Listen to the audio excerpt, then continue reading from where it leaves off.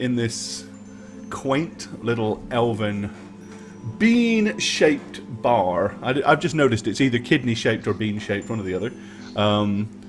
But our heroes are all clustered around this table right here. We can probably sneak and zoom in a little bit more and eavesdrop on their conversation. Do you think these things have alcohol in them, both of these? They better. I know you drink. You can have mine. You don't drink at all? Well, I try not to. I used to do quite a bit of it, but, you know, taking the vow of poverty just doesn't seem right to, you know, make my mind anything other than what it is. Don't want to alter it, you know? I always thought poor people drank a lot more. True. But I am a priestess, and my mind should not be altered, and this vow of poverty is in strict alignment with my beliefs and my god. If that makes any sense. Well, it doesn't, but I'll take your word for it. Okay. I mean, we could be executed tomorrow. I think a little indulgence is not the end of the world, you know. Indulgence is of the devil.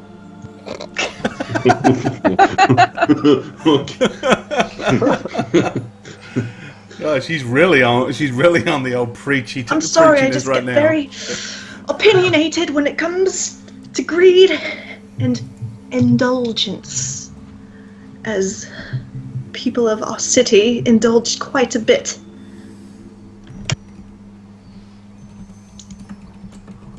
Just take my drink. Without fine. saying a word, I would just slowly pull it back over to me. Okay. So yeah, the two beverages, there was the one that's kind of like a deep red. It is a pretty sweet, clearly alcoholic red wine, but fairly mild. The other stuff appears to be kind of like a honey-laced ale. Clearly the elves up in these trees have got a very kind of strong penchant for a sweet tooth. Well, it's delicious. You're missing out. Fabulous. Take a bite of the deer. Okay, the big roasted deer leg. Yeah. All right. Okay, yep. As described before, it's kind of like laced with spices. Not hot spices, but strong flavors of nutmeg and cinnamon, and sort of almost like it's something you'd probably appreciate more. You humans would probably appreciate it more in the winter, but these guys seem to love it all year round. Okay. I'm sorry, Miracle. I have to ask. At what point does a meal become not about just sustaining, but indulging? Like, do you? Is there like a point where you're like, well, one more bite and I'm indulging, or you know? It's not so much what you eat, it's how you eat it, and if you're just going to eat more than you should need, you know? I feel like there's so many meals, especially back in Azumai, where people would eat and then just throw away all the leftovers. I'm not saying we can't have a nice whatever this meat is, but I'm saying if there's leftovers, we're not going to throw it away, right? That's right. You should eat it all and be a glutton. I didn't say that.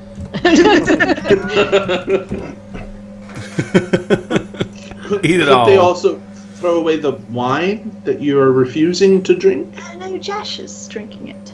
I'll take care of that, don't you worry. Jash will drink anything. I mean, no offense, you know. None. Not a bit taken. Okay. So, I'm still learning. There's a lot that I've had to change my ways quite a bit, and there's definitely a learning curve to this poverty thing.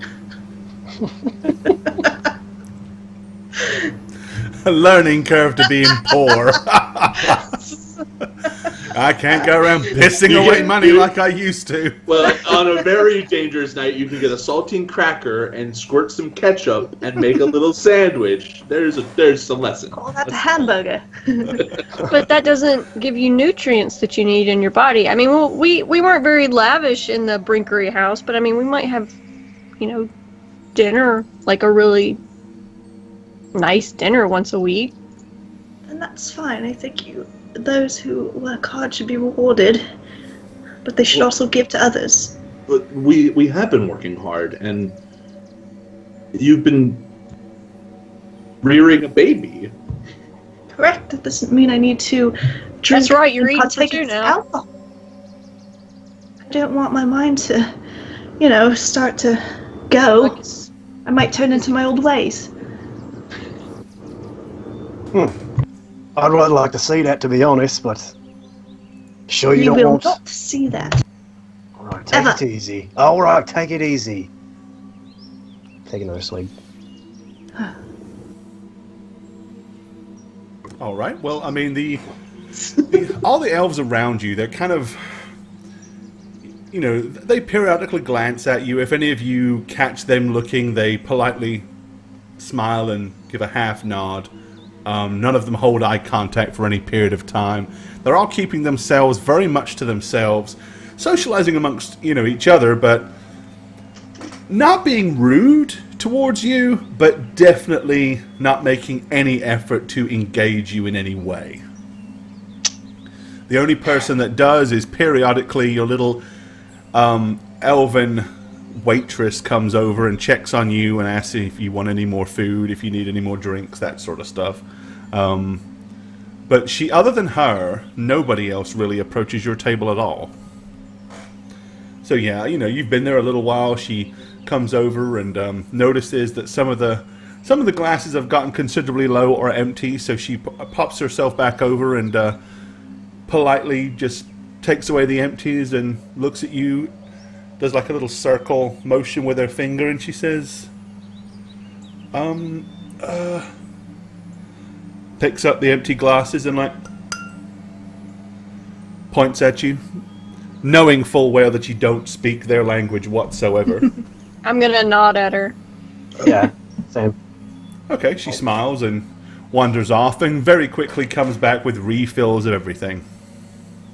None of us are boorish when we're drunk, right? Boorish. Well, lippy. Lippy. 2 words I don't understand.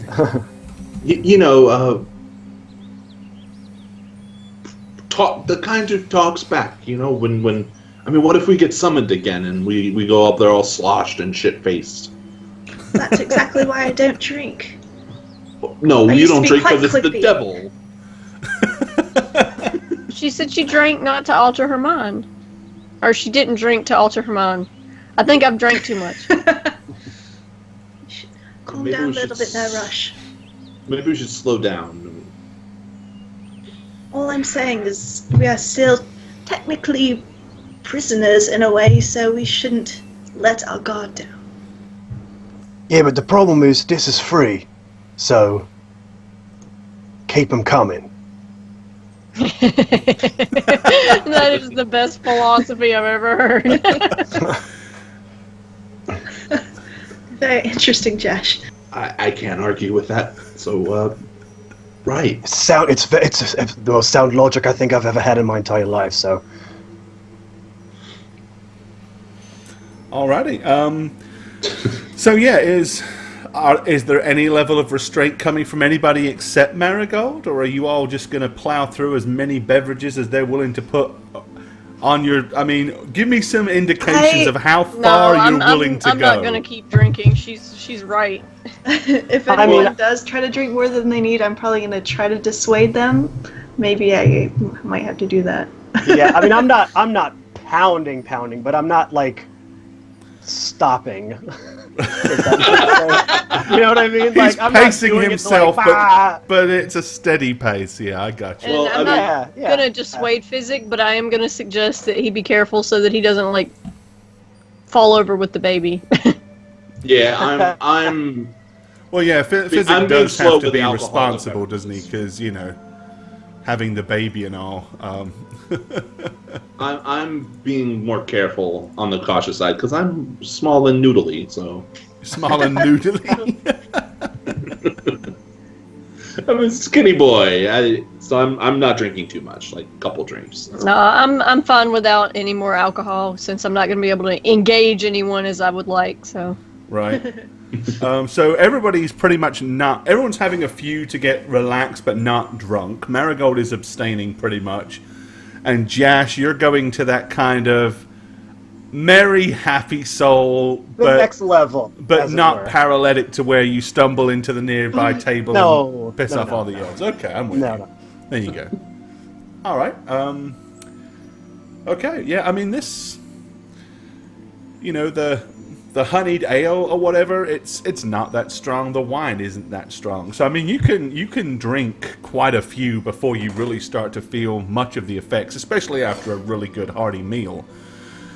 By the time you've polished off the deer leg and the assortment of vegetables and stuff like that, you're probably 3 or 4 drinks down and only just now starting to feel a little effects of it. So, it's not something that you really have to just have 1 or 2 and then stop. So, all right. Yep. At what point do you guys want to head back to your appointed quarters? Or do you have anything in mind that you want to do while you're here, other than just wait till tomorrow when you're summoned for the second time? I have no plans. I want to see if I can acquire more of that, the milk that they gave us for the baby, whatever Okay. that stuff was. Yeah. Where and how do you wish to try Just, to achieve that? I'm gonna take the one that I have right now because we haven't used it yet, Okay. and bring it up to the bartender and show them the substance Night and Striker, thanks for that kind donation, buddy. see if they. I'm sure once I show it to them, they'll know. I mean, do you have any? Okay. All right. So, you take it up to her, and she kind of looks at it, and then takes it from you, and you see her kind of like, and then she kind of smiles and nods at you, and she hands it back, and then she goes off behind the bar.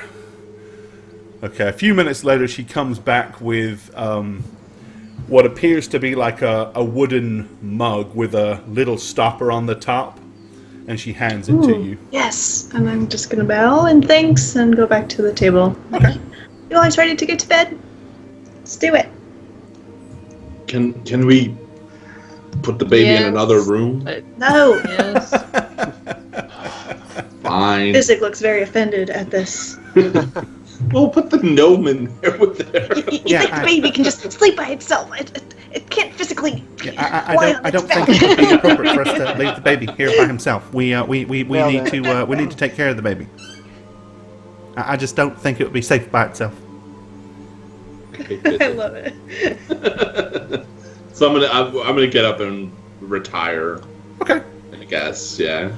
All right. Well, then you can all make your way back to which direction you believe to be. I'll go ahead and move Physic for you, I guess. Oh, okay.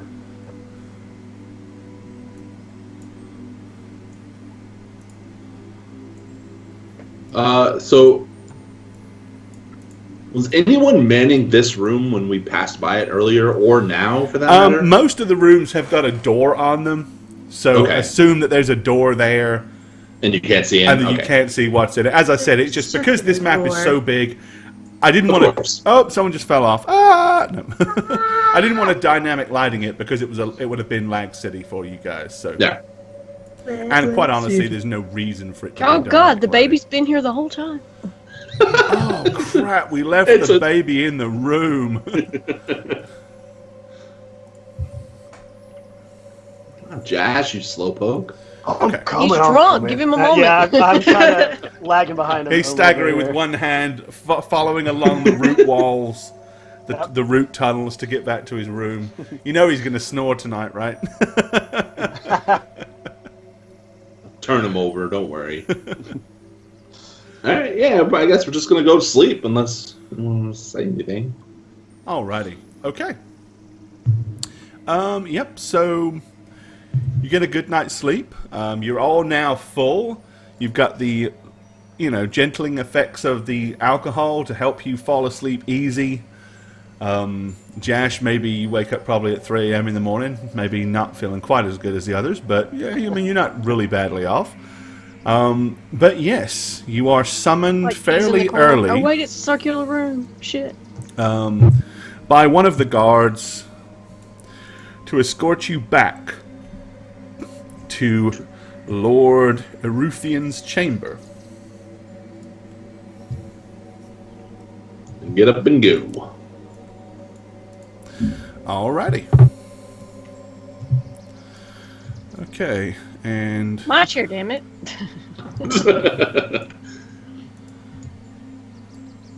there's the baby. Put the baby on one of the chairs. I actually did to start with. There's the baby on the floor. So the baby wasn't disruptive last night? I mean, it was better?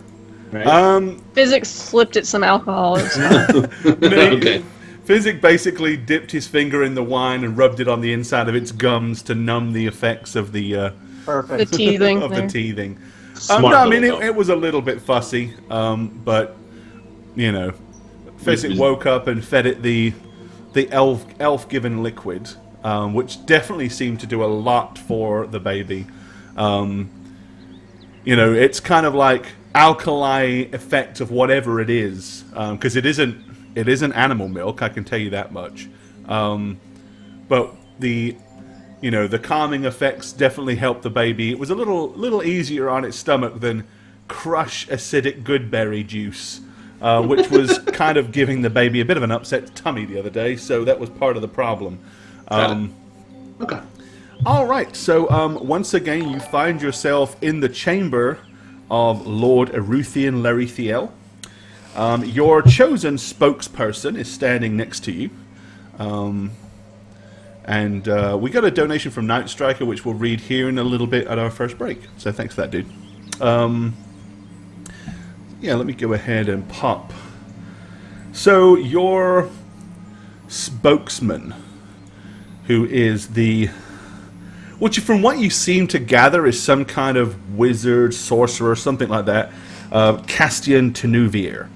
So he once again approaches you and he says, So, they have been talking all night about your situation. And Lord Eruthian has some questions for you.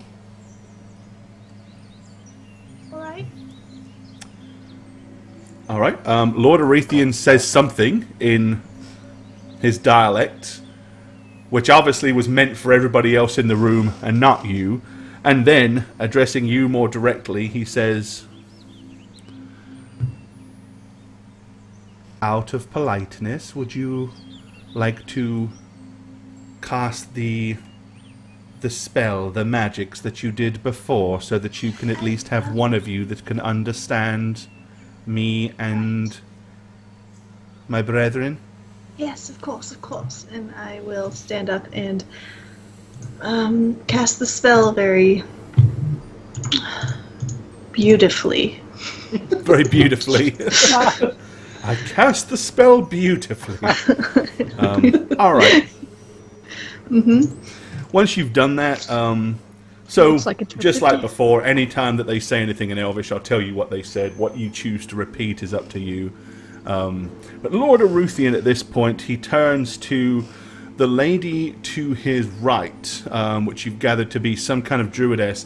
Remember, she's wearing the kind of long green robes, and she has those huge, bright green, glowing, solid eyes.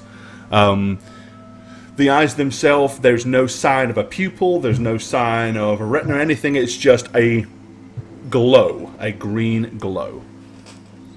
Okay, he looks at her, and then in Elvish, for Marigold's benefit, he says, perhaps you would like to go first. All right. With that, she turns and she just nods. And then she makes her way down to the center of the room and looks directly at Physic. So yeah, you guys are really on the spot tonight because you're actually really going to have to play some Physic. Okay. She looks at Physic, and then in Elvish, right before she speaks, she looks to Marigold and says,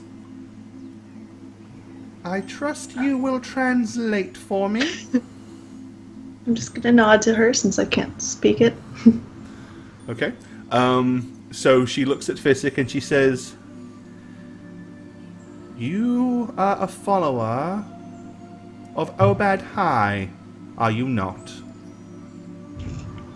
Do you feel that the presence of this human child that you found in the forest has any bearing or omen for that of nature gods?"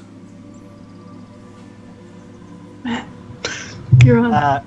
I'm trying to think. Does he know that? I don't know. Just make something up. I don't know if he would actually know that. The whole thing was it kind of caught us by surprise. You see, so we saw the tree, we saw the baby, so we just kind of acted as we thought we should to protect not only the tree but the baby. Acted to get it to safety as fast as we could, not really thinking about omens or anything. We just wanted to make sure that the baby was safe.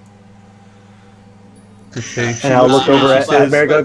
But the tree. Can someone translate that for me? The tree did disappear, so that, and with the baby getting bigger now, it might be some relation. There might be some relation. Okay. All right. So the druidess looks at you again. Looks at Physic once again, and she says, "The length of the child, is it common for humans to grow so swiftly?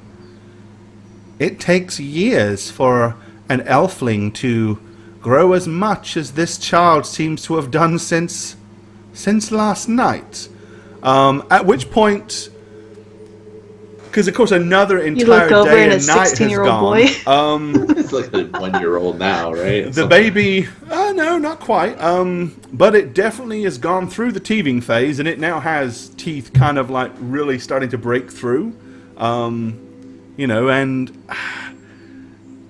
It's a good couple of inches longer and a little chunkier, and it definitely is growing. Noticeably to everybody, including them, it would seem.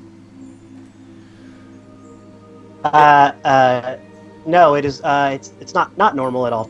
It kind of caught us by surprise, as well. I'm trying to look through my notes to find anything that I can see from it, but it's okay. As you say that, you notice her eyes begin to flare up and become more bright. There's no real change of facial expression, but her eyes begin to kind of get a lot more kind of glowing green and brighter and more vibrant.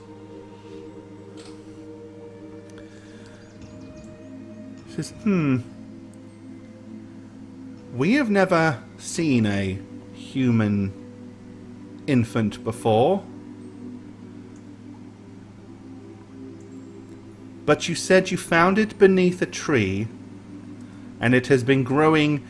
How fast would you say it is growing? How much quicker than a normal human babe?" Physic would probably take out his journal and start doing the math, Yeah. the ratios and Yeah. the crossing of the numbers.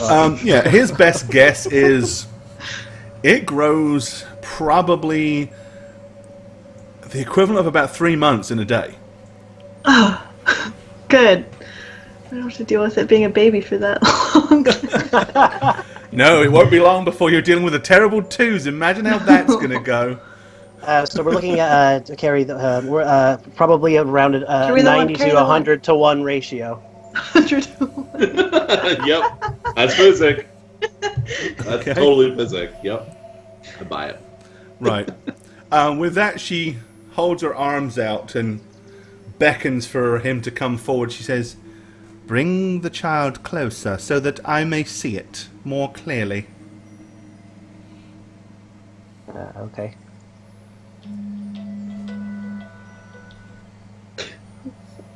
All right, sorry about that. Apparently my phone is not muted. It is Baby's now. playing music now too. Yeah. Got ourselves a bard. Despite- All right, okay. So Physic wanders over there with the baby. She moves a little bit closer, but you can notice she is definitely hesitant. Her left hand kind of reaches out, and then instinctively she's like, and she pulls back. Like she doesn't want to get too close to the thing. She says, "Hold it up so we may see it better." And then she moves and stands to the side.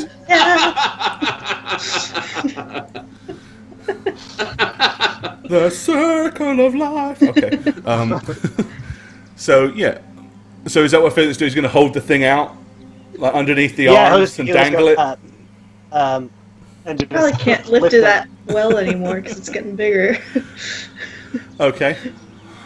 All right, so you notice Lord shaking. Eruthian kind of like leans forward on his natural throne to kind of get a closer look. You notice that the stern-faced woman that has stood to his left the entire time, the one that you know to be Galen Firemane, she is still kind of like got a very fierce, kind of squinty look on her face. She has very high cheekbones, so it's like she has natural resting bitch face anyway, but she's definitely turning on bitch, like to, bitch 9000. Rest. And she's I'm just gonna scowling have a at this grin at thing that. and you. I'm watching her, not everything else. Alrighty. After everybody seems what seems like a good probably 5 minutes as Physics starting to have to kind of his push arms are starting to put shake. his arms Yeah. onto his chest to help take some of the weight. Eventually, when everybody seems satisfied, she glances back and Lord Eruthian just kind of gives a nod. And she turns and walks back to be by his side. Castian then politely seeing Physics struggling, he's like, you can sit down again now. Oh, thank you.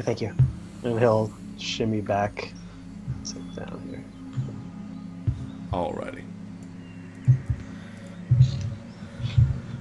At which point, Lord Eruthian, once again speaking in common, says,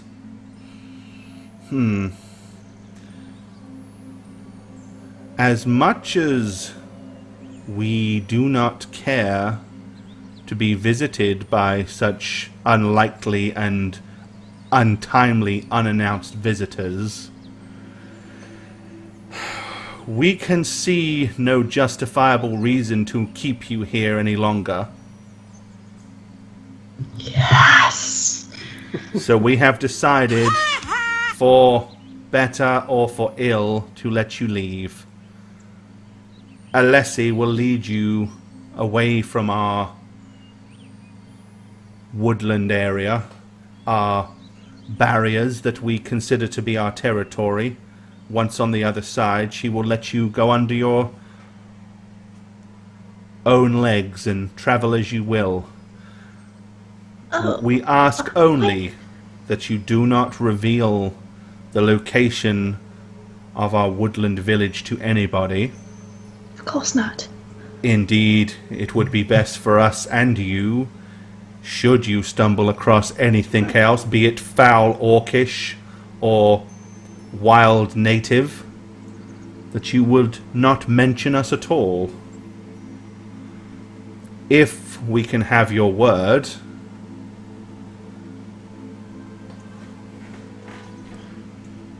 And he just starts looking at everybody whatever. like he's waiting for answers.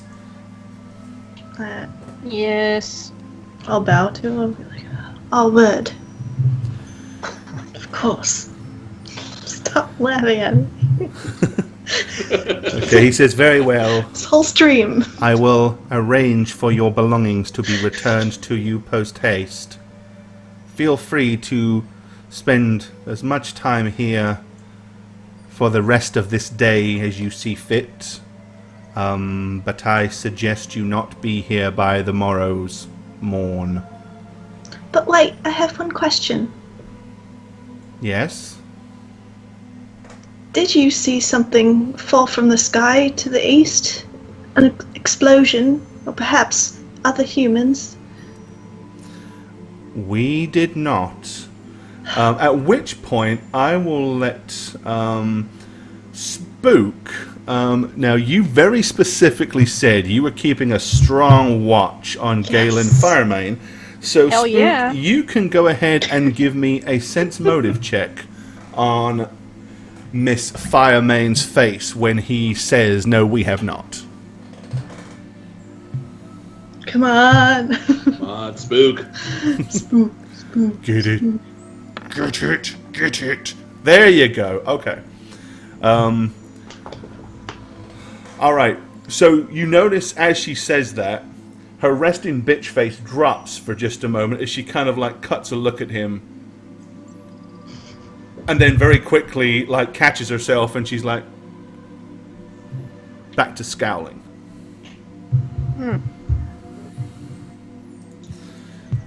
He says, but please, I'm sure you need to resupply, take all the food and drink that you can carry, and go with our blessings. As I said, Alessi Adiel will lead you to the edge of our boundaries. Sir, Yes?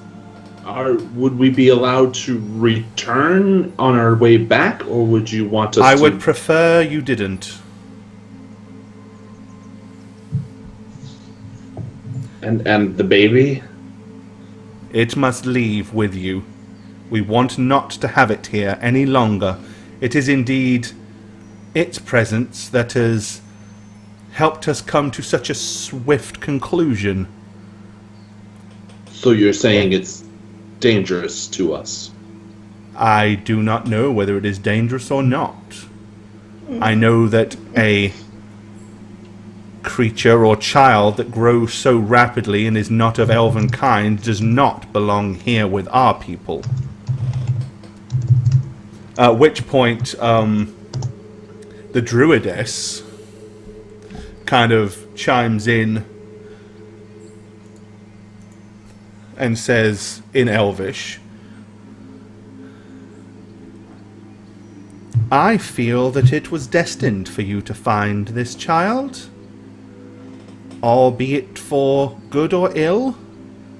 I think it is necessary that you carry this child away from here. I do not believe it is meant to rest with elvenkind.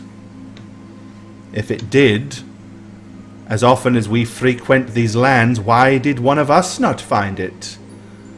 But yet by chance a group of strangers that should show up at the appropriate time should stumble upon this babe beneath a mystical tree that is there and then vanishes. No, I feel it is almost certain that it is not fated for us to look after this child. Perhaps it is not fated for you. Maybe you're merely playing a small part. Perhaps you are to deliver this child elsewhere. But I feel sure that it is not here. And the circle of stones we came across, does that have any significance to you or your kind? She kind of looks and says, if indeed it is the circle, and bearing in mind, of course, this is all having to be translated by Marigold. If indeed it is the circle of stones that I believe it is, there is definitely something strange and mystical about those stones. They have been there long before the elves have. Are you pantomiming?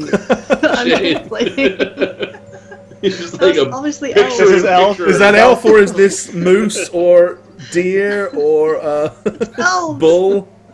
Oh, you're saying she's lying. That's it. Bull. Okay.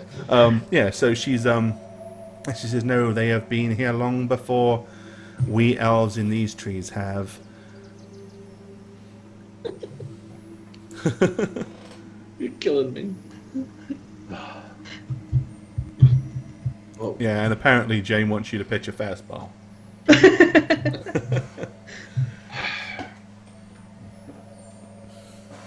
I'm gonna look to Jash and to Marigold and Rush and Physic and Baby. I'm gonna say, well, should we not tarry here any longer, or? Yeah, it seems like we've been given a free pass, so let's do what we need to do and get on with it. Well, I'm gonna stand up and give a bow and Okay. say, What is "Thank you." our interpreter, our advocate doing? He hasn't said a word since this has all been going on. He seems to pretty much be staying out of it.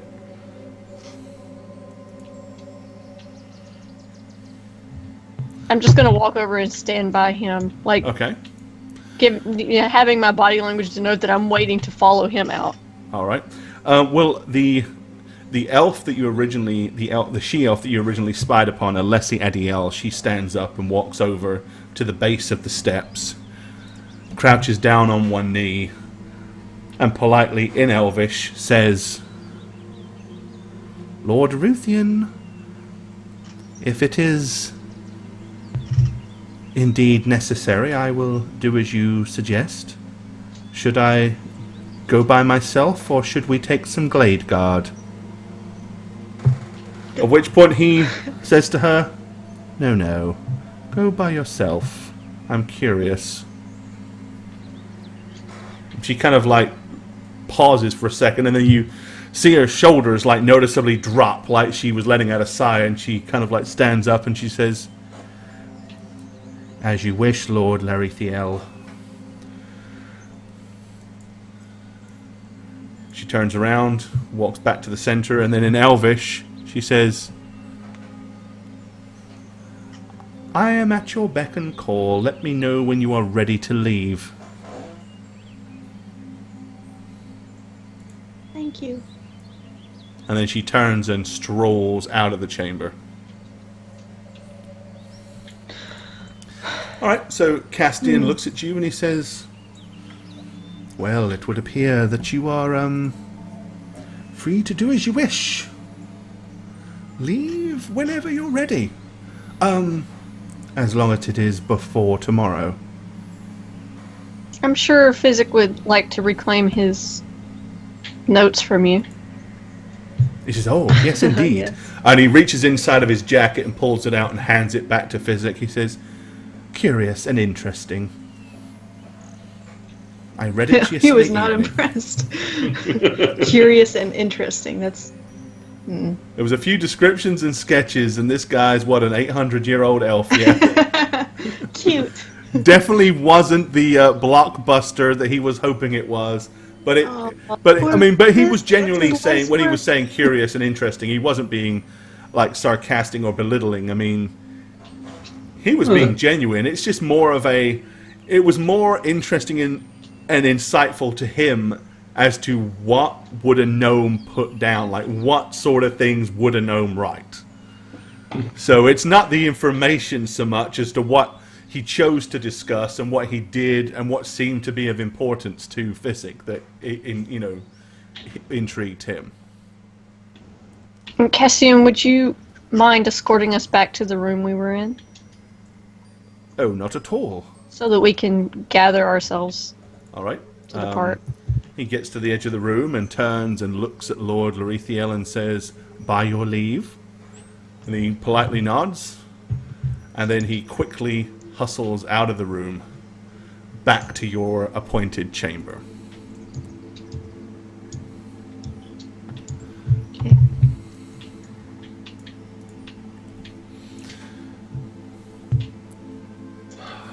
All right, once you're all back in there, he lets you know, he says, "I don't expect you'll have to wait long. They will bring your belongings to us quickly." Is it not possible for us to speak with Miss Firemane? You mentioned before that she might... You could choose to try to discuss things with her if you wish. Well, Understand, of course, of all of us here, she is the probably the least welcoming of your presence and the least tolerant of it. But she has traveled far beneath from this village, right? And experienced much.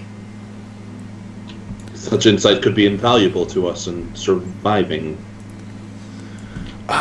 Yes, as I say, out of all of us, she has probably roamed and travelled furthest.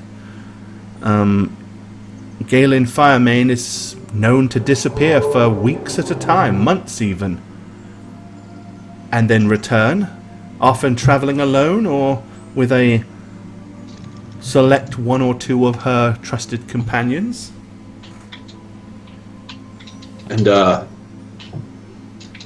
is it you? If we do talk to her, as Rush has suggested, could we say something to make her be more trusting or welcoming to us now that we are, in effect, leaving, never to be seen again? So she'd impart some of this? I do strategy? not know. I confess, of everybody here, Galen Firemane is the most unpredictable and most difficult to judge. As long as I have known her, even in the 200 years that we have been acquaintances, I still feel that I barely have scratched the surface of those golden locks upon her hair. Understandable if she ventures down below so often.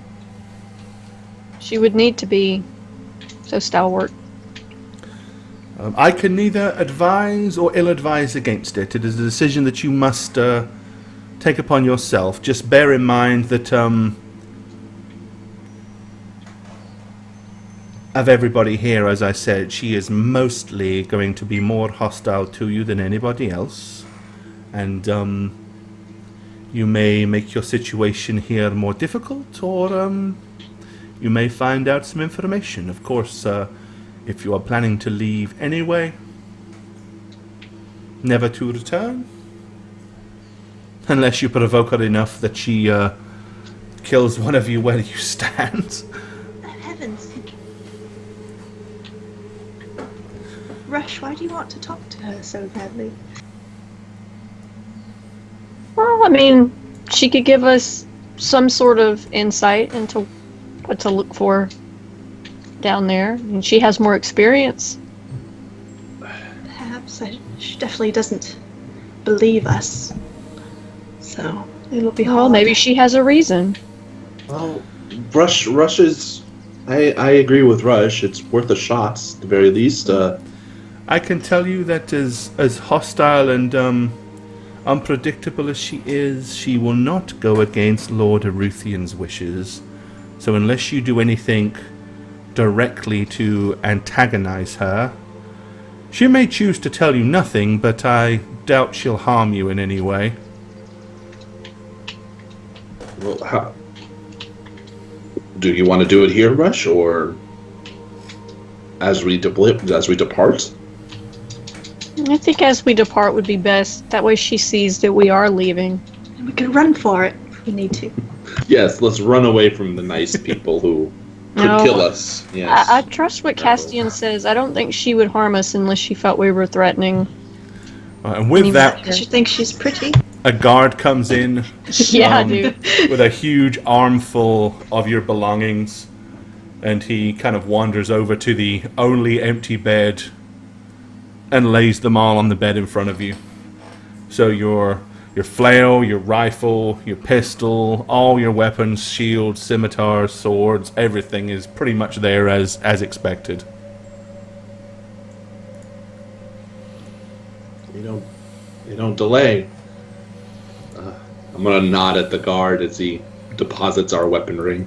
All right, he kind of like He's just gone. he just as you nod at him, he kind of like walks past you. He holds your gaze just for a second, and then gives you almost a very, very shallow acknowledged nod, and then just continues to walk by. Where might we find Miss Firemane?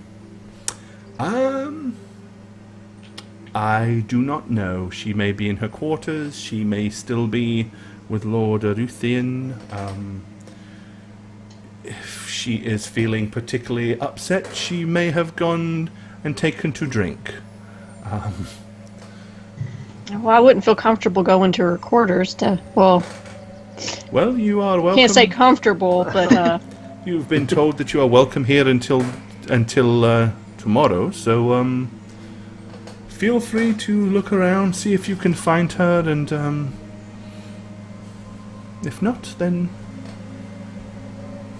that's that. I Thank can you, Cassie. I can deliver a message if you wish.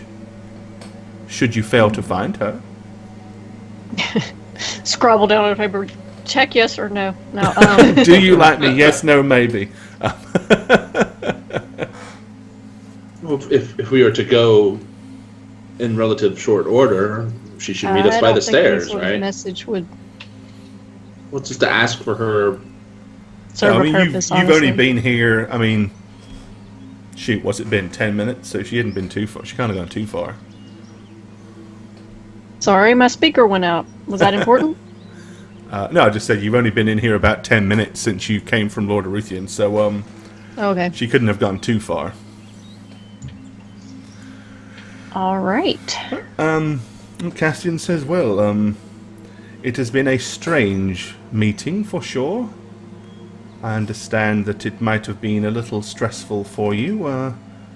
I myself find it rather interesting. How do you say I'm sorry in Elvish? Lo siento.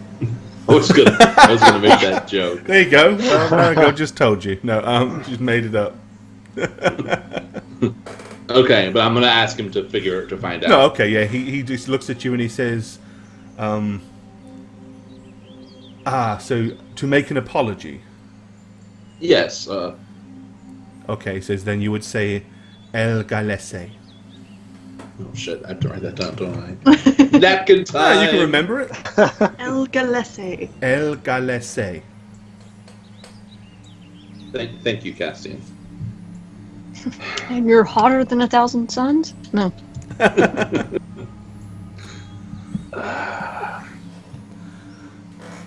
gonna pick up my rifle and observe it, check it to see if it's in working order without using it, obviously.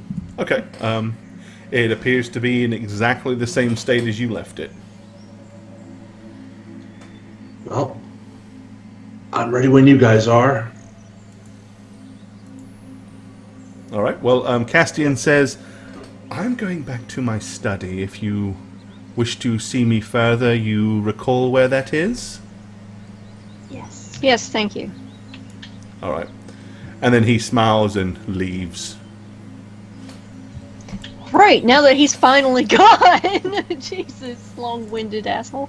All right, I'm going to turn to everybody and explain,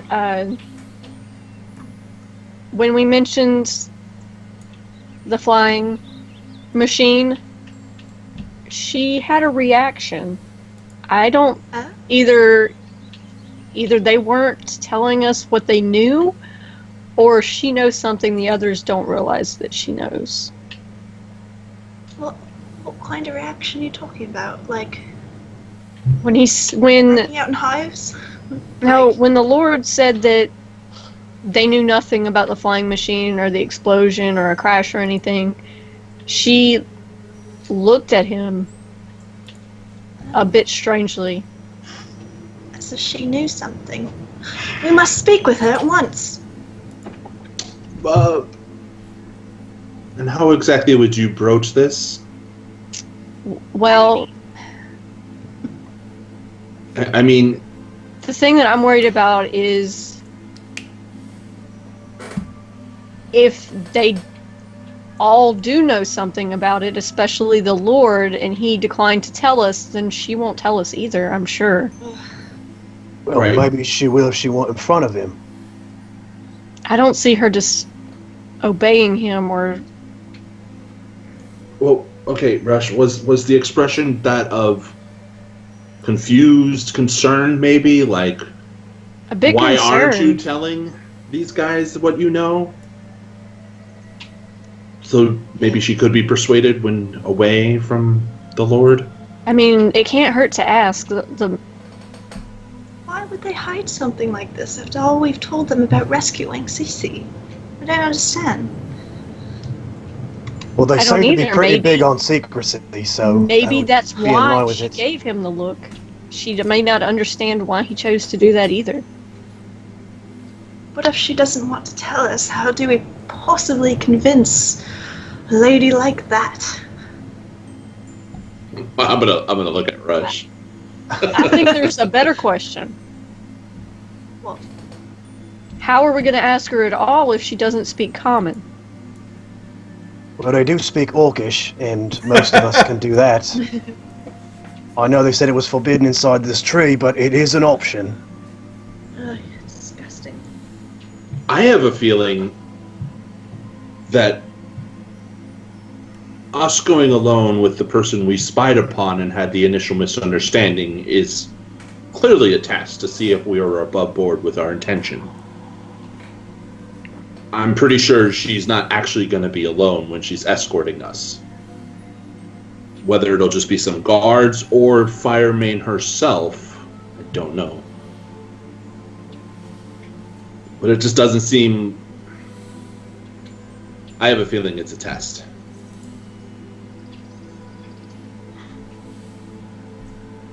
Well, whether we approach her now or later, there's...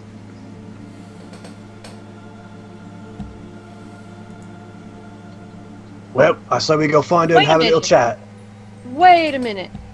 This is out of character, but when he said that he had not seen the flying machine, he was speaking common and she understood him. Maybe she speaks common. Yeah, I bet she does speak common. To be honest, she looks very smart.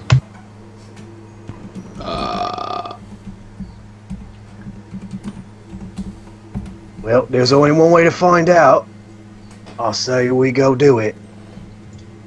Do we all go? And just approach her? Well, That's he look did Around say her. maybe she was in the bar, and maybe we're just going in there for a drink, and maybe we just happen to bump into a table, and maybe we just have a short conversation with her. That's a lot of maybes. It is, I think, 5, I think. Way to go with the counting, Josh. Well, Well, if anything, we can get food and If supplies. she speaks common, they didn't mention that she spoke common. Well, as Josh I said, think we there's need mention to anything approach about her her. alone. I think it's pretty safe to think that they tend to keep a lot of things from us being outsiders and a giant threat to them as well, so them not being on the total up and up doesn't really surprise me. Well, I guess we should check the Okay, tavern. do that. or we could just ask where she went. But, I mean, yes, let's check the tavern, that's fine. Okay. So I guess we're gonna move as a group to the tavern. Yeah. Sure. Yeah. To the All tavern. right then. Okay. To the tavern! Oh, I just left the baby behind. Terrible parent. What else is visit. new? Okay, That's fine. take the chair over here. There. Physic has the baby. Yep. Then forget about the baby. Do you want it? Are we really going to sit down, or is she in here? Is I guess the main She question. is in here, but Is she okay. in here? So All right. Well, Physic's got the giant baby. Okay. So yeah, let me position her where I was going to put her. Okay. Yeah. So she is over in the corner of the bar. You notice that everybody is keeping a discernible distance away from Miss Galen Firemane. That's a good sign. And basically, she's sitting there drinking what appears to be one of the honey, one of the honey ales. there's already what appears to be 2 empties sitting next to her. And the way that she's like holding this, she's kind of holding this glass and kind of like just staring at it like she's either deep in thought or she's very, very, very interested in her beverage right now. Which this one's about half full, as I said, but there's 2 that are sitting there that are already empty. So as we enter, I'm just gonna say, okay, maybe we should all go to our table and then approach her one person. Yeah, you guys go ahead. Maybe keep Marigold with you because she still can understand other. Absolutely. Come on, Marigold.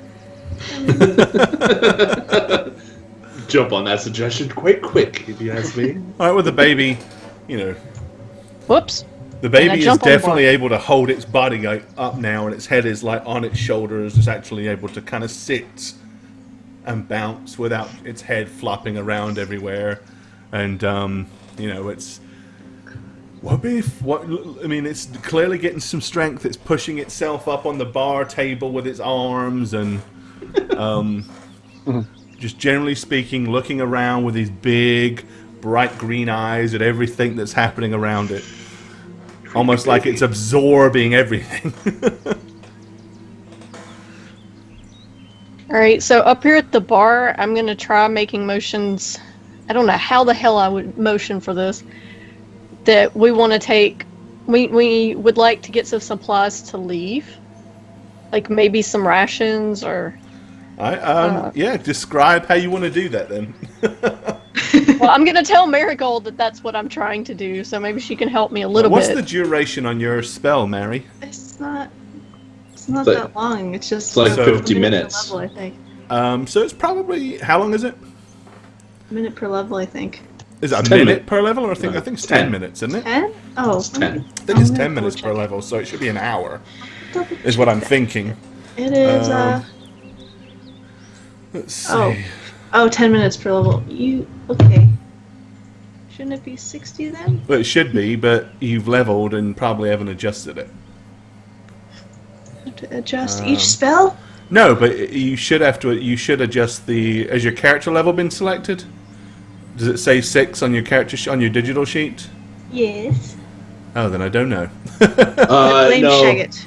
you got to do it in the caster level part. You got to make sure your On top caster of level. it. That's what, Ah. It's 6 too. So if you don't have Did your it. caster level set to 6, then I it's going to did say. it. Alright. There you go. Change that. Oh look, and immediately it does it. There you go. 1 hour. All right, yeah. So as figured, yeah, it's an hour. So, all in all, it's only been like maybe 30 minutes total. So your spell is still in effect. So you can still understand. Still can't speak it, but you can understand it. Okay. All right. Okay. So yeah, how do you want to try to gesture that you want supplies? Oh, Jesus. I guess Show I would me or take tell out, me. like, what I would keep Gun? rations in out of my bag and, like, sort of show it to them and point. Okay. I don't think I have any. So No, I kind of would like have a hold little up bit the of golds half-empty and- water skin and, Isn't this baby sign language for more? Well. That's all I know. That's all I Alright. know. I would, like, take a couple of gold out and just sort of gesture to it, like. I don't know if they'd want it, but. he kind of looks at it and reaches over and takes it from you and smiles and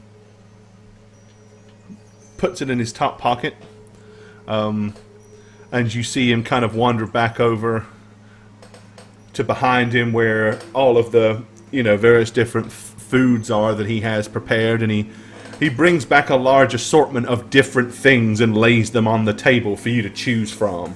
Everything from fresh fruit and vegetables to kind of cooked meat, salted stuff, things that might be more appropriate. I mean, obviously, it really depends. I mean, you can take a mixture of everything if you want, but some things would be more perishable than others for obvious reasons. Yeah, I'm gonna say that to Marigold, just like, well, I guess we should pick what's gonna last the longest. And then, like, as I say this, it's like fresh fruit, so there would be like, what, I don't know, like an orange or an apple or... Yeah, there's some of that stuff there. Sure. I am going to purposely, but try to make it look accidental. Like have one of them roll over to Firemain. Nice. All right. Okay. In that case, you can give me.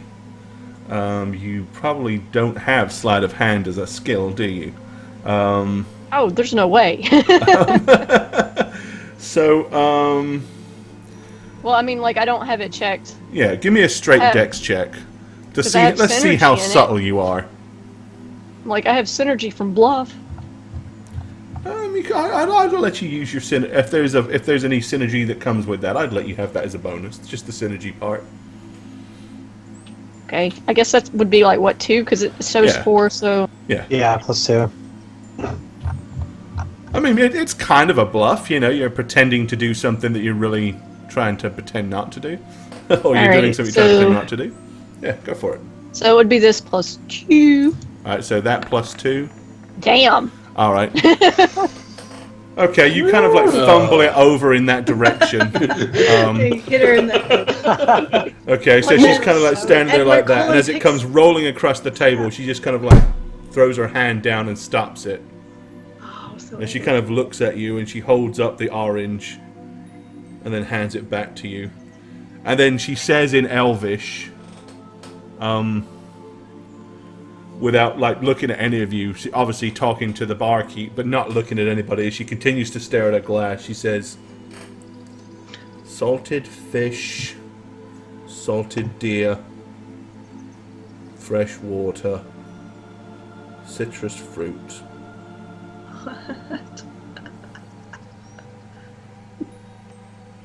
And the innkeeper seemed to realize that he's not.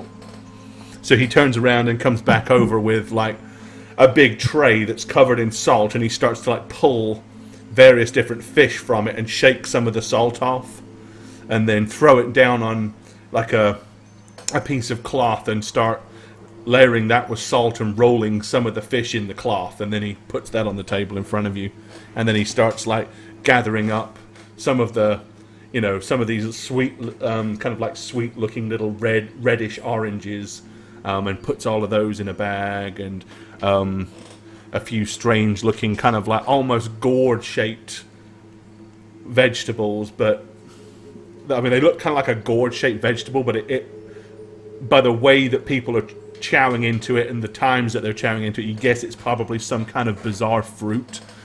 And he kind of like puts a load of that into a package as well and gives you that. Okay, so after seeing that, I'm gonna kind of glance at Marigold and say, "Did she say what I think she said?" Yes, she did. I'll glance over and like try to nod a thank you, like a. I'm gonna take out another gold Appreciative. and put it out there, and I'm gonna point at her glass and nod at the barkeep. Okay, he takes it and just reaches under the counter, pulls another bottle of this kind of the bottle that he's pouring it from. It's kind of like, do you know what a ship's decanter looks like? They have the big flat bottoms, and then they kind of come up very tall at the top. So he takes that out from underneath, and she's standing there like that, and then she kind of like cuts her eyes and just holds it to him in one hand, and he pours it up to about half, and she takes it back and takes a sip of it. Alright, so I'm gonna actually move over a little closer to her and say, "Do you think we could have a word before we leave?" And I'm gonna say it in common, but I'm gonna whisper it. Okay. All right. So initially, she's still staring at her glass. Either she didn't hear you, or she didn't understand you, or the third option, of course, is she's totally ignoring it. Mm-hmm.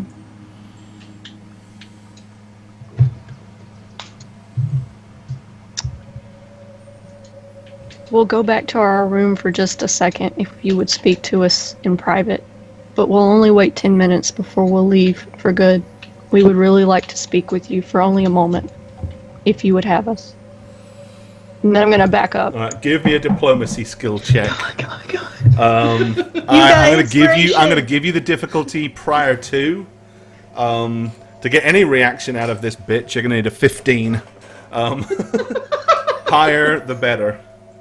All right, I'm going to use inspiration because we really. Oh, need you the- have one. Okay, so Ooh. Yes. all right, yeah, you do have Yes, an inspiration yes, point. yes. Nice. So let's go ahead and buy Do inspiration the point. dance again?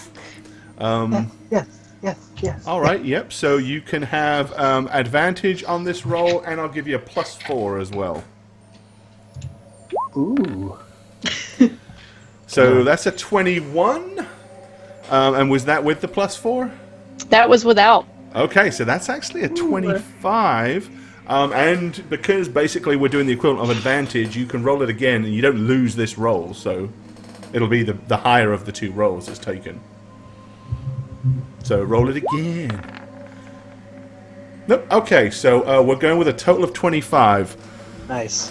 All right, so you basically say, so you pretty much said that you're going back to your room, you're going to wait there 10 minutes if she would willing to talk to you, right?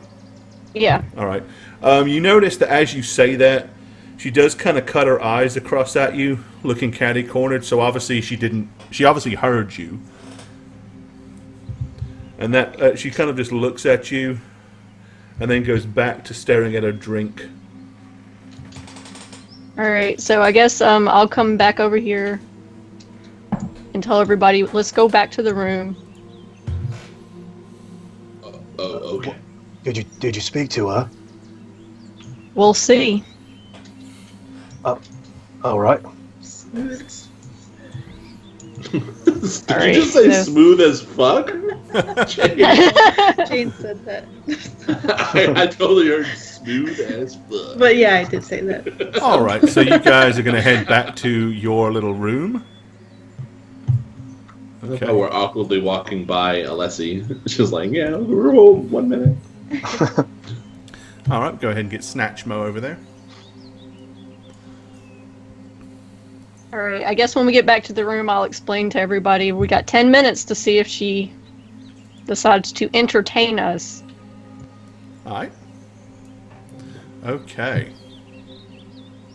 Well done, Rush. Probably Well, best chance we can't have. say well done yet. Well done for what? Could have Nothing? not even understood. Hey, Satchmo We went might to have the just wrong room. whispered Look. nothing to nobody. There we go. Let's put him back in the right room with you guys. Physic went to the wrong room. I can't seem to find my friends. I think they left me alone again. All right. Again. Okay. I'm alone. So you're waiting there quietly, and about like 8 minutes later, the door just opens and she walks in. I'm gonna bow my head to her. All right. Thank you, Miss Fireman. She has the bottle that she was drinking from earlier in her left hand, and she's kind of like dangling it loosely. She's just holding the rim of the top of it just by 2 fingers and letting it like rock backwards and forwards between her fingers. Okay, she walks in and shuts the door. Okay, and she looks at you and she says, "What do you want?" Is this in common? Yes, it is in Oh, common. look at Rush. So Rush was correct. She obviously does speak common. Yeah, I'd look over Rush as well. All right, guys. We've only got 2 minutes with her. What do you want to ask? Are you the one that saw her face? I noticed your reaction when we spoke to the Lord about the flying machine crashing. Okay, she just raises an eyebrow and looks at you. We have no intention of returning or telling anyone about your settlement here. But we could really use the help if you know anything about the flying machine crashing so that we can get to our friend. Okay, she says, "Lord Aruthian speaks the truth. Nobody here knew anything about your flying machine, as you call it. Nobody save me. I witnessed it above the trees. You did? Yes, What was it? almost 1.5 moons ago. I've seen your things, these flying contraptions that you use, only twice before. Normally, they're smart enough to stay high above the cloud line. This one, I noticed, was bellowing smoke and descending below the cloud line, albeit slowly. The Was path that an it was explosion? taking would have taken it far east from here. The trajectory that it travelled, I would assume, at the rate of descent it was going and the speed it was travelling, it's probably some 50 or 60 miles to the east of this location at a best guess. But I have no doubt that the thing was in trouble. It disappeared from view long before I saw what happened to it.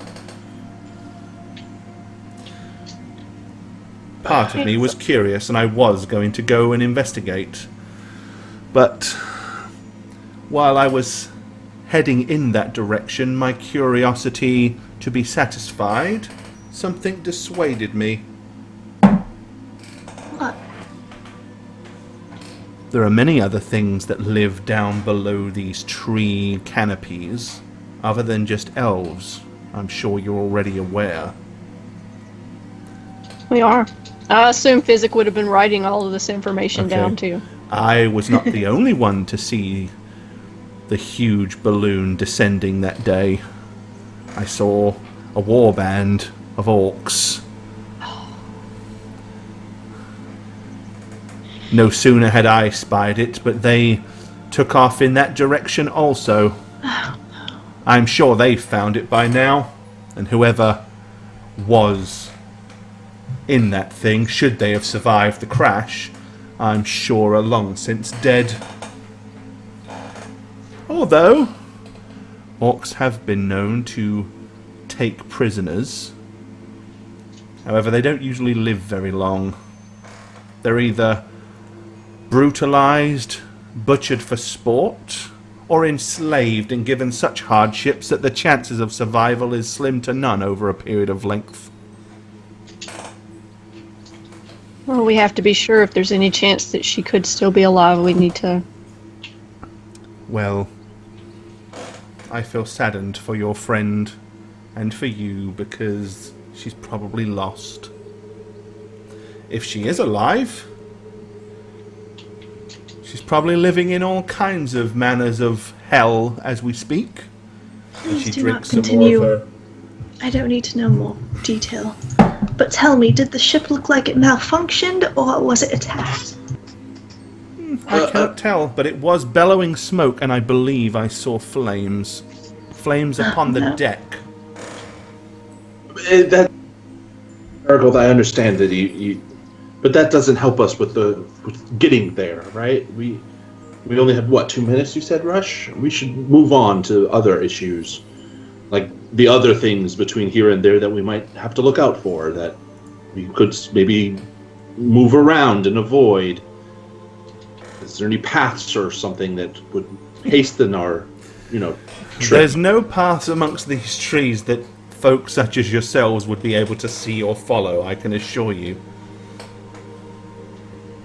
There are landmarks, but they are subtle, and to folk such as myself or Alessi Adiel, we would recognize them, but trying to describe them to you would be futile. No, I the can best understand you that. can do is to travel quiet, travel swift, and assume that everything that you come across is hostile. Which I understand you already seem to adhere to under the circumstances, which is why you're here, isn't it? Due to your unfortunate run-in with Alessi. I'm gonna kind of laugh a little at that, and kind of look at everybody else. So there is nothing further east that we should give pause to if we encounter. Oh, there's plenty further east you should give pause to. Well, no, pause to be so there's no other future miscommunications or. There is no other elven settlement, if that's what you mean. Okay. What about dwarves or? Well, not human, obviously. But There are no dwarves down here. Well, I I wouldn't say that there are no humans. Not if that's what they are. They're not the same as you. Their what way? foreheads are considerably larger and bonier, and they seem to walk much more erratically. Less civilized, if that is a possible thing, is what I would suggest that they are. That sounds Feral. Savage. Bigger forehead means less civilized. I've never chosen to try to make my acquaintance with them, but I could imagine that they're probably barbaric, at least. Interesting. And Perhaps it's their baby. They do not wear well-fitting clothing such as we do. I'd probably look at the baby at this point and see how big its forehead is. Well, all babies look like they've got massive heads. They're always larger than the rest of their body anyway. But what you can tell is the baby is beginning to grow hair. Okay. The hair is starting to become more color? visible. Is it blonde? It's Red? kind of a blondish color right now. Okay. And having traveled a lot, had you ever see that red tree that we described that vanished, or I have not. should we have? In your opinion, would you have left the baby? I would have probably left it where it lay. But then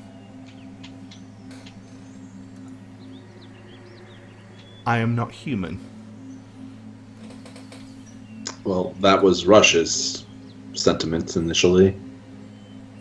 And any of you guys have any other questions? I mean, we've kept her a pretty good while considering. I'm good, thank you. Dash?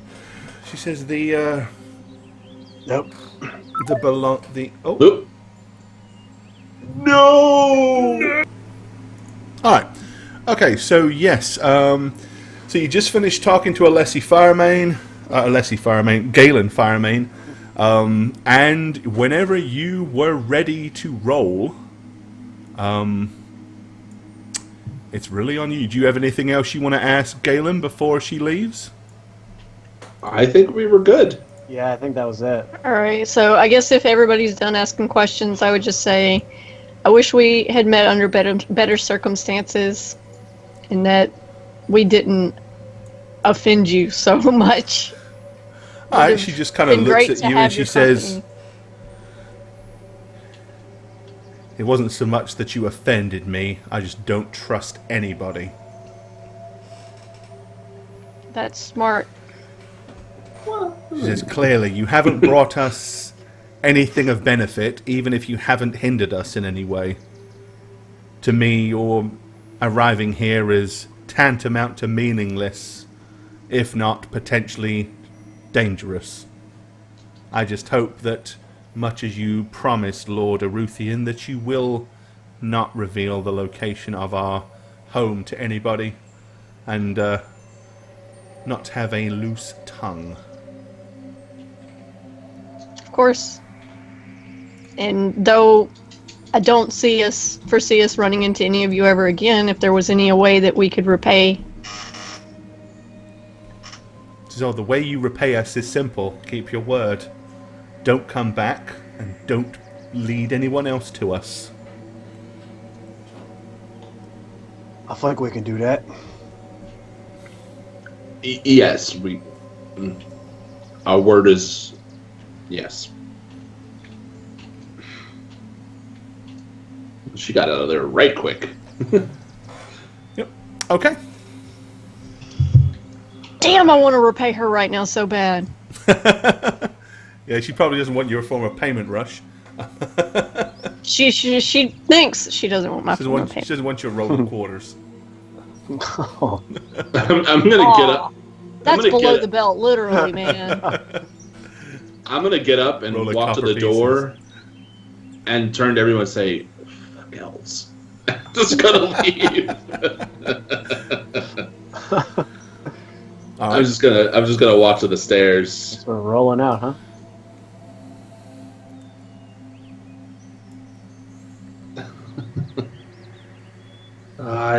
Is Alessi here? Maybe.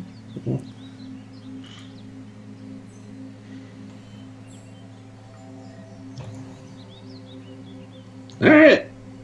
Unimpeded. I guess I'm gonna go down the stairs. Yeah. Get out of here. All right. Okay. Yep. So you guys want to head down through the spiral staircase in the Great Oak, back down. Yes. All right.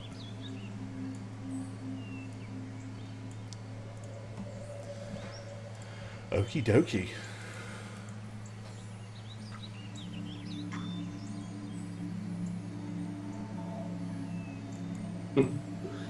All right. Okay. So once you go ahead and just pop this up for now. All right. So once you head down below the trees, back down to the bottom, you recognize the familiar kind of looming darkness up above in the tops of the trees. Most of the settlements had small windows at the top that at least poked out from some of the branches to give some light. So there were semblances of natural daylight shining through into some of the dwellings and stuff like that, especially in the bar, and also in the meeting hall where you met with Lord Aruthian. But once again, you're reminded just how gloomy it is down here, being so low down and under such thick, dense canopy. Even broad daylight feels like dusk. So, looking around, there is no sign of Alessi. At that moment, a hooded elf, one of the ones that you saw that actually escorted you here, the one that was kind of wearing the mask with only his eyes poking out, just kind of emerges from behind some bushes. Jesus! And walks over and says in Elvish, as he kind of points in a direction between a small group of trees. In Elvish, he says, "She is scouting ahead. She went that way. She said she would leave markings for you to follow." And he kind of grins as he says that. I'm just gonna nod. Okay. Did any of us understand that? Except for Marigold would have Marigold? done. So I'm assuming that Marigold will repeat it to you guys. Okay. All right, let me go ahead and move you on. I mean, I trust these guys, but does that make anybody else nervous? Clear. She doesn't want to be physically with us. Just wants to lead us out. Not being physically with us. Nobody being physical with us is... All right. Yeah. So Prudish you start elves. walking off away from the trees. It's been a good 15, 20 minutes, and the elven woodland is far behind you. And you know what? You don't get to listen to that elven glade music anymore. Oh, so peaceful! Yeah, it's not that peaceful here. So Really? there. This is a more familiar sound. All right, yeah. So you've been making your way through the trees. There's no sign of her. Does anybody have any way, or does anyone want to do anything in particular to try to see this supposed trail that she left, or? Physic probably would. Yeah, Physic or Jash, they both have pretty good survival, so either one. Well, I think Physic actually he's allowed to use his for tracking, isn't he? Yeah, he has tracking. Okay, yeah, so he does have the tracking skill. Okay. In that case, then, Physic can make a survival roll to try to track. Whoever wants to roll for Physic. Anybody? Go for it, Shag. Oh, lordy. Even if you roll You a got- 20, it's not your right. Yeah, it doesn't matter. Oh, well, his survival is really good, so even if I roll it really bad. All right. Yeah. All right. Damn! Okay. So, yeah, Physic is able to... He starts looking around. And he starts to point out, he notices that about every 15 to 20 feet, there's a broken twig on the ground, like deliberately snapped. It's small and subtle. There's definitely no tracks that you can really see, but Physic is able to follow it, and he knows well enough that, yep, this is becoming too frequent, so we just keep on going and looking for, broken twigs or other possible signs. Being the last one, I'm going to kick the twigs to my left and right, and without regard, just like to kind of break the monotony or the trail-like sense of it. Okay. Oh, I need to go and pick up a token real quick. Sorry, guys. Bear with me.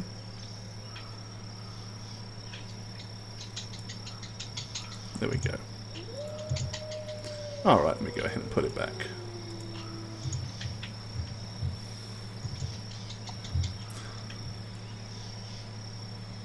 Alright, so you're trying to kind of cover your tracks as you go? Yeah. Or cover the trail tracks, I mean. So maybe she doesn't have to on her way back. Okay, alrighty. Right, well, it's been a good, following these trails for about a good hour. Periodically, after a little while, up ahead, you see her, pop out from behind a tree and just glance in your general direction, raises a finger to make sure you see her, and then as soon as she realizes that you have indeed seen where she is, she vanishes back into the undergrowth again. So it's like periodically you see her, she'll pop out, make sure you know where she is from a distance, and then vanish. Clearly she doesn't seem to want to be traveling particularly close to you. Which, on the grounds that she is moving incredibly stealthily and quiet, and you don't see or hear her except for when she wants you to, and even the trail that she leaves is incredibly subtle. With the cumbersome clunking that you guys are probably, or at least some of you are, dealing with your armor and stuff like that, to her and a skilled woodland ranger, you are waking the dead. But of course, with her being so far ahead and acting as a point person for you, the hope is that if anything happens, she will see it long before it sees you or before you see it. So, alrighty. Just keep going forward then, I guess. Yeah. Okay. Yep.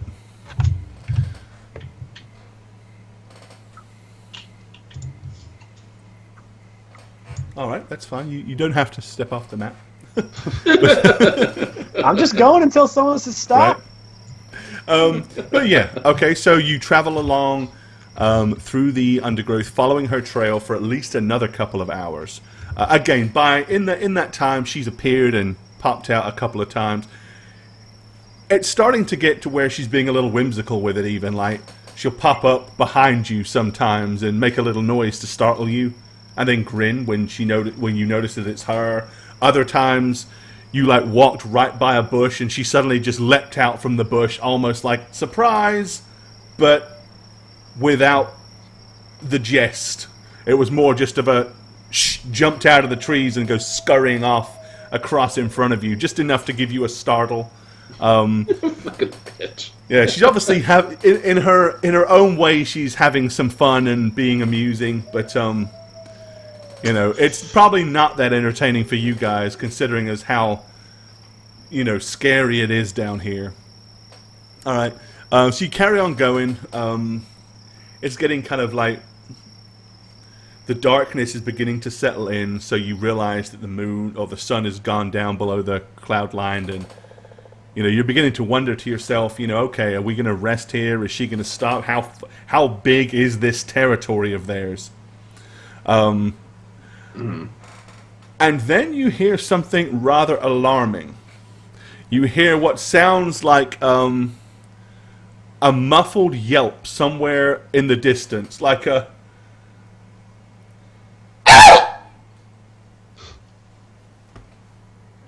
Oh, let's go around the other way. This way. Oh, shit. Okay. I hoist up my rifle and say, oh, she might be in trouble. There's no way she's in trouble. Right? I don't know, but we can't not investigate, right? I mean, we don't have to.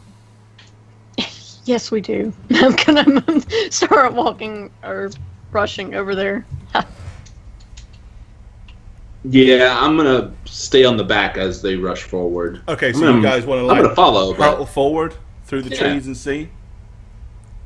All right. Okay, as you start start working your way forward, you begin to hear the crashing and movement of a lot of individuals. You haven't seen them yet because of the trees and the canopy and stuff. It's probably a good thing because hopefully they haven't seen you yet either. But by the amount of noise, you can hear lots of guttural grunting and laughing. And then in Orcish, you hear a voice say, "Finally, we got the little bitch." What did it say? I'm sorry, my fucking speakers, man. Finally, we've got the little bitch, is what it said. Oh, well, no, How crass. shit. Well, guys, we going in? We're going in. How many is it? Well, at this point, you can't see, but you know it's several. You know, it's a good bit up in the head, but they're making a lot of noise. They're not trying to hide anything of what they're doing. I mean, yeah, do you want to, I mean, what's your game plan? I'm gonna, I guess, set Jerusha out to tell us how many there are. Okay. So you put your clockwork weasel on the floor, and off the weasel goes. You see it disappear through the trees. Are you guys making any attempt to hide yourselves, or are you all just standing there in the open waiting for her to come Oh, back? hell no, we're hiding. Yeah, we would get behind something. All right, then go ahead and position yourselves where you think you want to be. Oh, we're just staying on this map? Okay. Yeah, this map's fine for now. Okay. I'd probably still be in front here. Before we split, I'm going to say cast your defensive magics now, so we... If you got them, guys. A good idea. All right. Mage armor. Okay, you cast mage armor. All right, Jerusha comes back, and everybody hears him start to click, and he goes,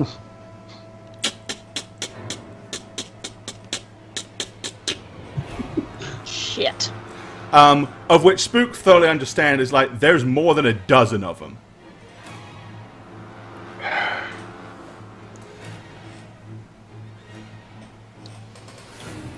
Are they encamped out there, or are they just passing through? I guess I'll ask Jerusha that. All right. In Jerusha's language, basically she says that they have got the pointy ear in a bag. They dug her out of a hole, and they're dragging her along behind them. Shit. We have no time to go back and get help. They're gonna take her. So we follow behind and Back to wherever it is they are, where there could be more. true, but How many of them are there?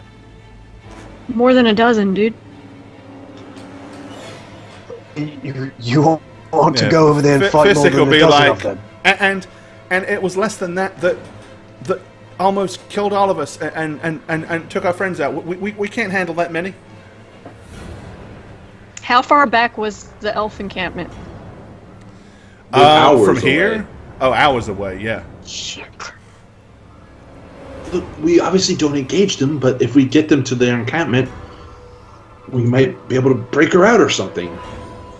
Yeah, that's a good idea. We don't have Is to. Well, Do you think that we could fight all of them? You think we could take over 12? only if we like funnel them and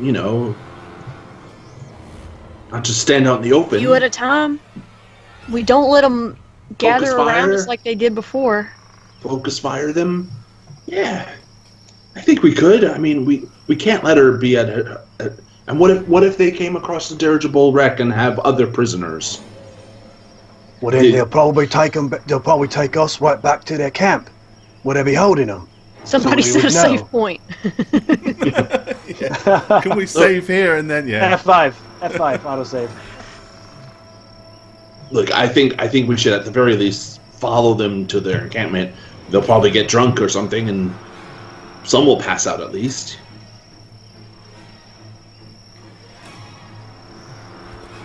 I think I have to agree with you there.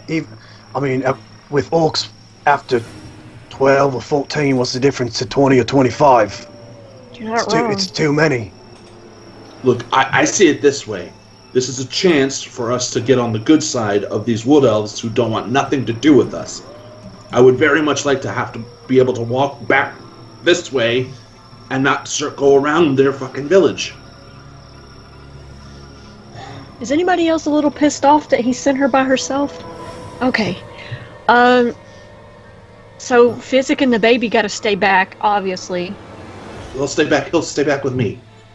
And But I mean, he could use his entanglement spells and things like that to help us with crowd control.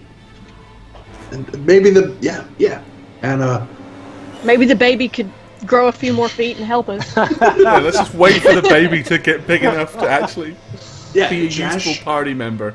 Jash and Marigold go out in front. Rush, you're right behind them.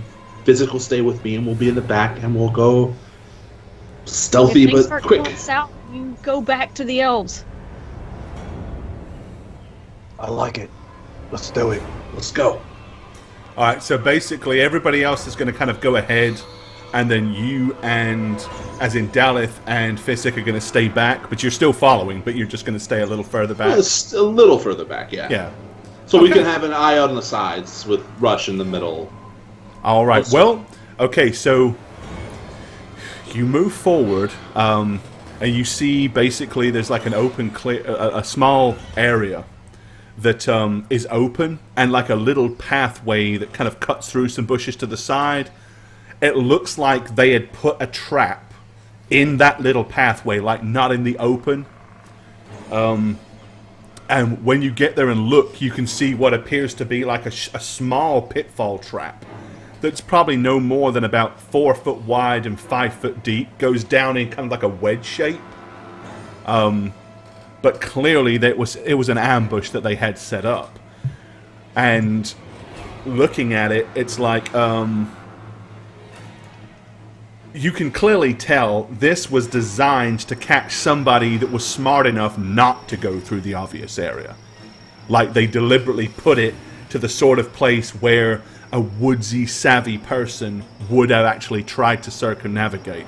Almost like they knew what quarry they were hunting and were prepared to not do the stupid stuff that an elf or someone that knew what they were doing down here would just never fall for. Kind of when Nudnik walked straight through the middle of that campment and fell in that huge hole. We don't talk about that. Yeah, this is kind of off to the side. But you can see that. You can also see where there's a lot of trampled in and around there. The bushes are trampled, the plants are trampled. So clearly, once she obviously sprung their trap, they just rushed out. It's not even remotely difficult to trail where they've gone because you can see what appears to be a drag line in the dirt where something heavy was literally just drug. So everybody can follow it. However, at the pace of the steps, they're hauling ass. They're not just strolling along. They're, really making their way through the woods at quite a speed.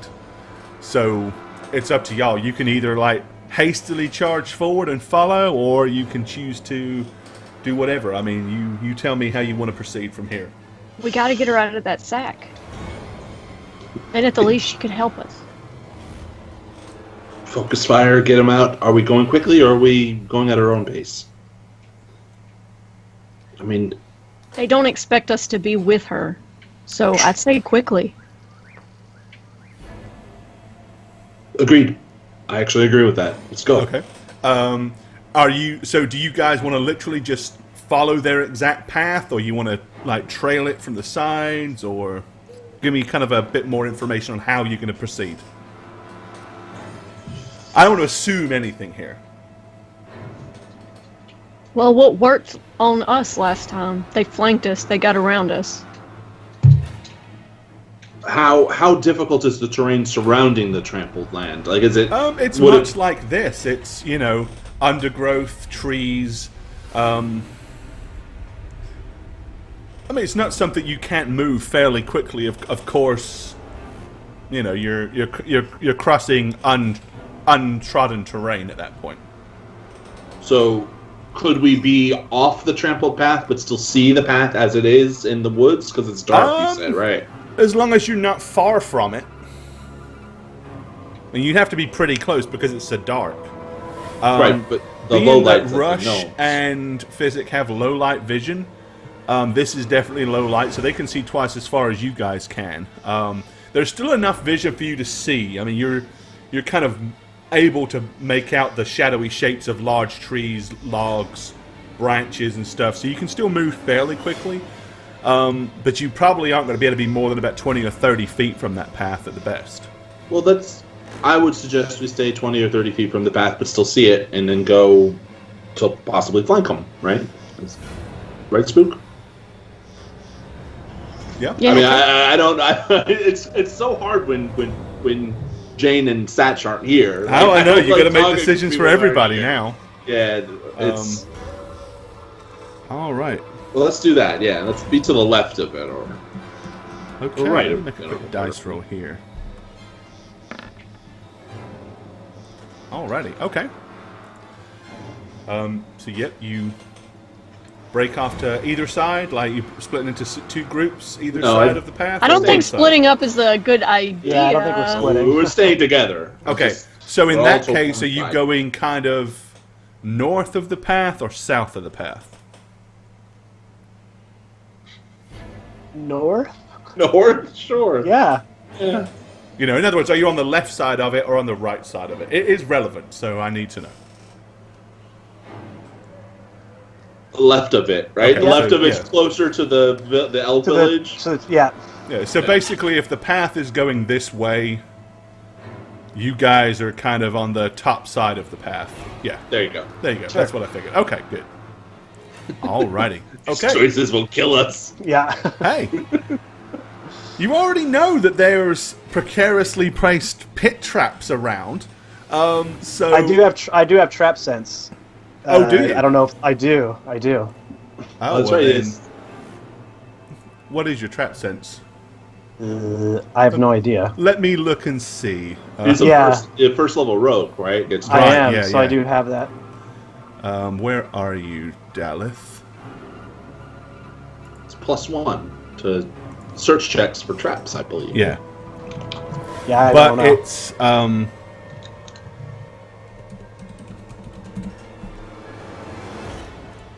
but the way it works.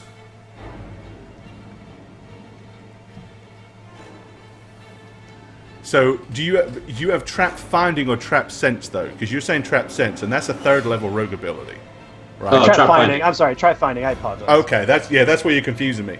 Okay, sorry about Yeah, that. because trap finding. sense is kind of an intuitive sense to where I Okay. roll for you, whereas trap finding, you basically use your search check to look for traps as you go. Gotcha. Okay. So, but if you want to do that, that requires you to kind of go cautiously and slowly. Okay, and we're going quick, so all right, never Okay, mind. all right. So you're not going to worry about that. You're just going to haul ass and hope you don't step into a nudnik pit. Okay. That's actually what they're called now, nudnik pits. It's a thing. I like It's- So we can try to split them up with. Well, both Rush and Physic have ghost sounds. Alrighty. Okay. They're yeah, super you do. fucking excited about catching the elf, so I don't know if they'd pay any attention. Well, as I said, and they are hauling ass too. Bear in mind also, you've got Rush and Fessick that have a much slower movement rate than you guys do. So hauling ass for the gnomes isn't the same as hauling ass for You know. We'll go at their top speed. Right? Yeah, that's what okay.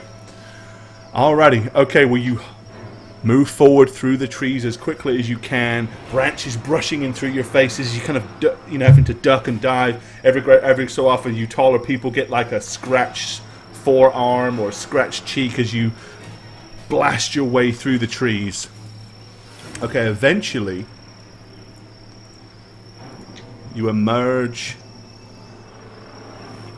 and you've started to move your way uphill a little bit. Finally, as you kind of break out of the corner of the trees, you notice up ahead of you a large raised, almost like what looks like a whole bunch of rock that's fallen down, and naturally there's kind of like a rock wall that travels about at least a couple of 100 feet to the north and the south of here. At the center of it appears to be a cave entrance that's probably let's see, I can go ahead and tell you it's probably about 15 foot across. Paused in front of it, sitting on two rocks, you can see two huge brutish orcs. One of them is sitting with a spear stuck in the ground, and he is facing south. The other one is facing northwards as they're looking at each other. He seems to have like a shield laying on the rock and a huge axe. Around the entrance, there seems to be deliberately made kind of like ramparts that they've put together. There's 3 of them with crisscross spiked sharp stakes. So they've obviously got some kind of simplistic defenses that are here. You don't have to be a rocket scientist at this point to realize where your horde of orcs has gone.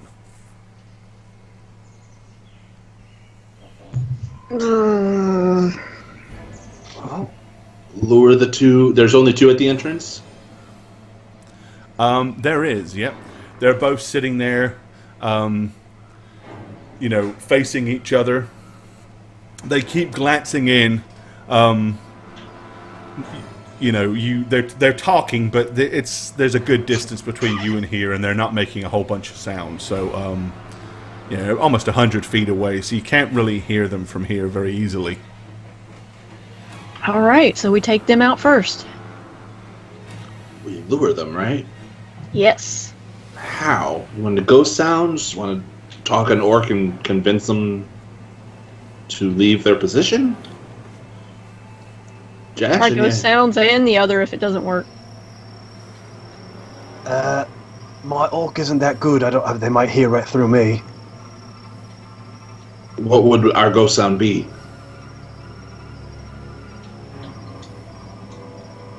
Elves. I was just going something in Elvish or something like that. Get their attention. We don't speak Elvish. Otherwise, that's not a bad idea. Well, you know how to say we could sorry. mimic it, right? They don't speak Elvish either. You know how to say sorry. That could work. They don't know. They don't know. Hopefully. But what if they hear the elves and get more of their people to come out? So we just make 1 or 2 elves.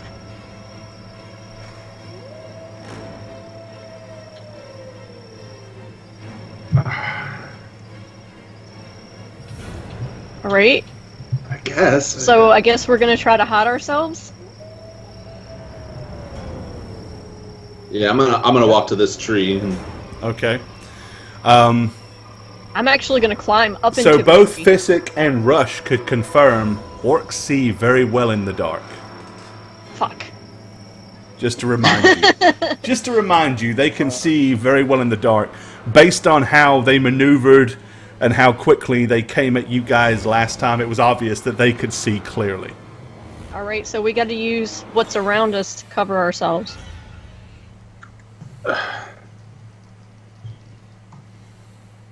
So these leaves over here, somebody get in there. What about more traps? Maybe they're around here, you know? Be careful, don't just step into something that... Want to sneak up? Yeah, I'm gonna. Sneak up this way? Like, go this way? That's where I was just about to go. All right, hold on. How far Behind away this are tree you? here. Well, I mean, they're not looking over here, so be quiet and... Okay. Alright, so you get down low and you skulk over to behind that tree, Daleth. Mm-hmm. Jash, sorry. Yeah, I gotcha. Alright. Right, so yeah, you guys see... up here probably, He so. hustles across and crouches down behind the large trunk of the tree. And I'll just look back at him and just kind of raise my arms like, Right, I don't want to make too much noise. Super sure that hopefully we're as hidden as we can be, since they can see pretty well. And I'm getting in this tree. Okay. So you want to try to climb up into the tree? Yeah. Anyone going to give you assistance to get you like up into the higher branches? Or are you going to climb by yourself?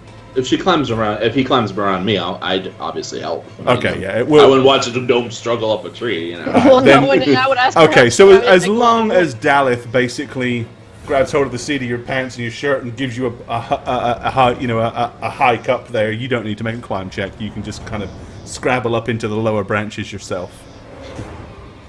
I'm going to, as quietly as I can, go behind Jash. All right. Okay. So you across through the grass over to where Jash is and crouch back down. I mean, we can get closer if we get a sound to make them look north of us, right? Yeah, but how do you think we should do that? We don't want them to be too close, because then they'll hear from inside the cave. All right. Does Physic want to do anything specific where the baby's concerned? Well, I was thinking about the ghost sounds as of the elf, but we could just as easily make the baby cry. Because that won't... Of course, the baby could cry at very inopportune times. Yeah, I was thinking about that too. I mean, you never know what's going to happen. The baby could just suddenly start crying any second now and give everything away. Just could happen. Do we have any duct tape? For the baby,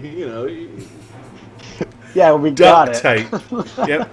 In every adventurous... Hey, it's in every adventurous kit just in case you ever need to, tape some electrical cords down, or if you ever need to become roadies for an orc band. What's the lighting situation here? Because it's getting pretty dark. You humans, you can pretty much make out from tree to tree. The only reason that you know that they're there is because you can see what appears to be an ever so faint glow from somewhere deep inside the cave that's just like enough. It's not illuminating the area, but against the glow you can see the two black silhouettes of the two hulking orcs. That's the only reason you guys know that that's what they are. Yeah, don't worry about light. If you need light, I can get you light. No, how are we going to lure these guys away from that cave entrance? Like I said, noises. Do you want to go with the baby or with the ghost sounds? Let's just do the ghost sounds of the baby crying and have it be far away. Oh, you want to do that? I think taking them out would be better. We won't have to worry about them coming back. Well, no, we'd take them out. But we'd get them out from the entrance, Cast it further back from us? Like behind we're trying us? to draw them towards us. You want them to come out this way? Sure, yeah, we could do that. Alright, so I guess I'll cast it behind us a little ways. So then why don't we just make a noise? Alright. Okay, one of the orcs, at this point you see one of the orcs, the one with the spear, suddenly half stands up and he's like, shh. You see him raise his finger and he tilts his head. So with Jash saying, "Why don't we just make the noise?" I'm gonna say, in Elvish, "El Galesi, El Galesi," Okay, you're gonna say in that? a loud voice, in a loud Elvish. I'm language sorry. I'm voice. sorry. All right. No, like the elves made a mistake and they're sorry to each other. Okay, at which point immediately both the orcs leap down behind their rocks and crouch, getting into kind of like defensive positions. The rocks aren't enough to cover them, but I mean, one of them has got his right hand is on the rock. He's crouched down and he's poised with the long spear pulled back. The other one is crouched down. He's put the shield on the rock, and he's kind of like got his axe in the other hand. And they like stop, and you can see him looking into the darkness. Okay, so seeing them do that, I'm gonna respond to the fucking elf noises in Orcish. I don't know. I'm gonna say in Orc, like, I'm gonna rip you apart or something, like I'm shouting at the elf. Okay, so you're like yelling it as if you're... Responding to the elf that I just said, right? Okay, give me a bluff check. Rush. Whoops, I accidentally hit BattleNet. Go away! You hit BattleNet, don't hit it. It doesn't like being hit.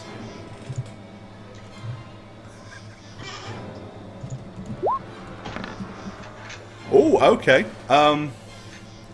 Right, with a successful bluff check. So at that point, you do that. The two orcs suddenly stand, and they're about to run into the cave.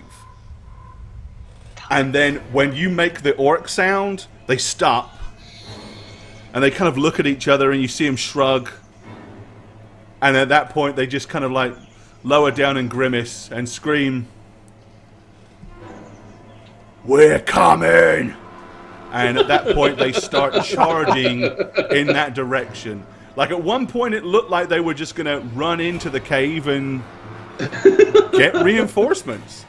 Nice. But basically, yep, you see them come charging through here, and they both kind of like crash down through these, through their barricades and start running in your direction.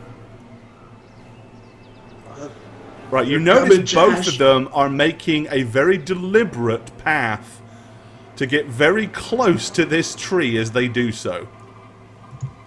Okay, almost as soon as they get this far, you start seeing them like looking as their eyes fall on all of you because they can see incredibly well in these sort of lights. At that point, they realize that there's like, you know, all of you guys are down there, ducked behind the trees, stuff like that. One of them can see, you know, can kind of see Rush hiding up in the trees, and they're like, they stop for a moment and they start to take stock, and they begin to look to the left or the right, like they're looking to see where their orcish friends are. I am. With that, I'm going to fire at them. All right. So you've already got your gun aimed and loaded. Anybody else got a missile weapon or anything they want to fire this round? Nope. No, I'm just gonna run straight at him when I can. Okay. In that case, then, Daleth. Yeah. He's gonna basically let the first shot ring out. It's gonna be at this guy. All right. Go ahead. Roll. As you hear the... All right. Oh, shit. It's dark. I can't see very well. That's a horrible D20 roll. So, yep, you hear a pew as it sounded like the bullet didn't hit flesh but ricocheted probably off the tree behind him. Okay, immediately they both of the orcs kind of duck and crouch like they heard that but didn't really know what the hell it was. At this point... they're both gonna... The next action they're gonna do is they are going to use a disengage to kind of move back behind this tree for some cover. Alright, with that, looks like we're gonna be going for some initiatives. But you know what? There's really no point, because this is the perfect place to stop it for the night. So that's where we'll leave it. And that way the other people won't miss the fun of getting their own characters killed. Well met. I'm Gorbad, the Dungeon Master here on How We Roll, as well as the author of thedmsblog.com, where you can find lots of fun and interesting articles for both Dungeon Masters and players alike. If you'd like to keep up with the show, follow us on Twitter at How We Roll. Check out our website, www.howweroll.com. And for our past campaigns and for some fun bonus content, follow us on YouTube at, you've guessed it, How We Roll. We hope to see you all again real soon. Cheers, guys.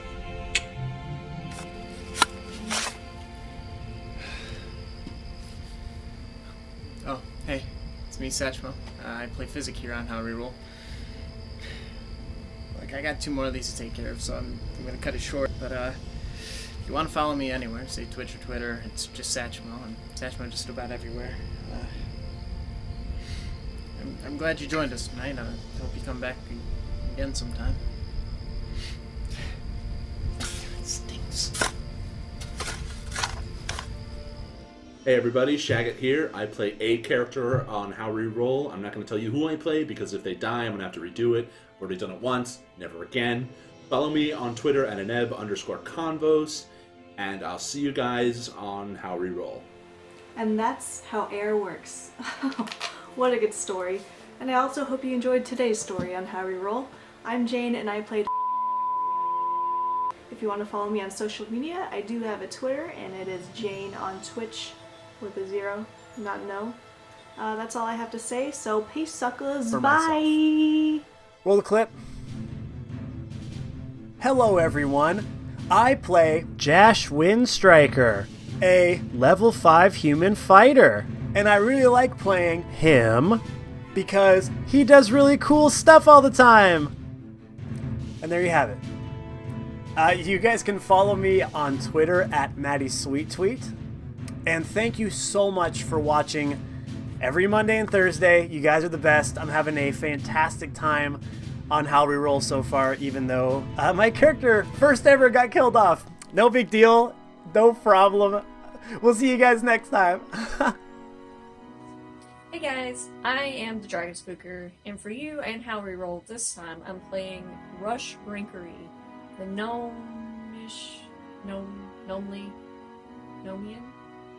Nomian engineering sorcerer.